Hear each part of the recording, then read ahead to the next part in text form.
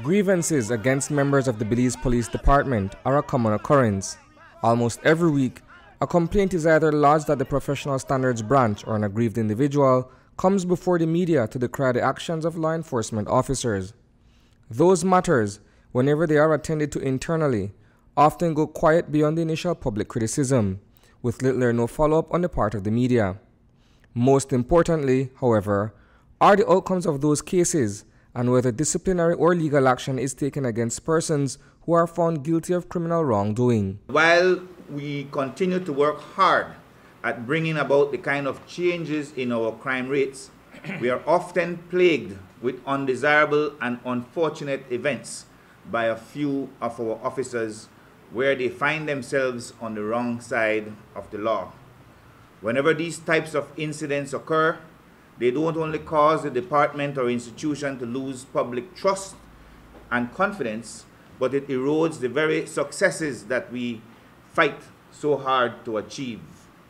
This is further compounded by the fact that the internal investigations into the alleged misconduct of our officers generally drag on for unacceptable periods of time, and officers are placed on interdiction and do not provide any gainful employment for the government and people of Belize. Today, the Ministry of National Security has taken an important step in launching a civilian complaint review committee.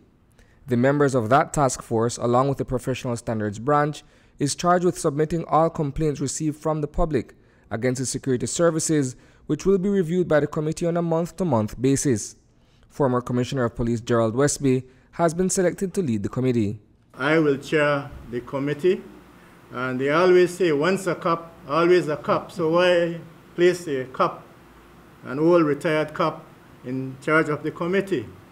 Because he may have bias to police. But on the other hand, who not best to appoint than a former police officer who knows the system well and who can ensure that fair play is across the board, both as it relates to civilian and as it relates to the police. The committee will be comprising of myself as the chairman. We have a representative from each district. 3 of them are here with us today, unfortunately 3 for scheduling, but they have all agreed to support and participate wholeheartedly. The initiative is welcomed by Compol Allen Wiley, who also refuted the notion that the Professional Standards Branch has been somewhat delinquent in addressing the cases that are brought to its attention. As the Commissioner of Police, I am fully in support of the establishment of the Civilian Complaint Review Committee. Commander PSB, who is here, is aware. She knew this committee would have been formed, and she is fully on board, just like all other members of the Belize Police Department. As Commissioner, I do not condone wrongdoing. We investigate once we have a formal complaint, and we try as much as possible to expedite those investigations.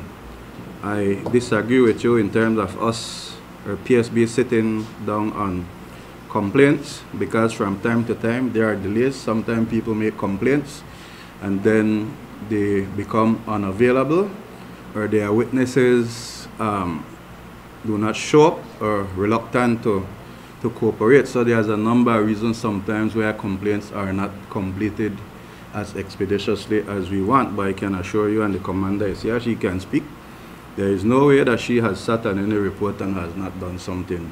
It's a somewhat conflicting position in the face of what the minister himself has openly stated.